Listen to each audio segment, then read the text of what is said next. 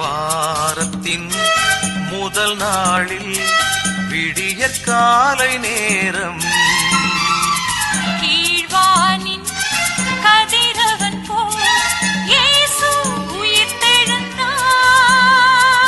இயேசு உயிர்த்தெழுந்தார்.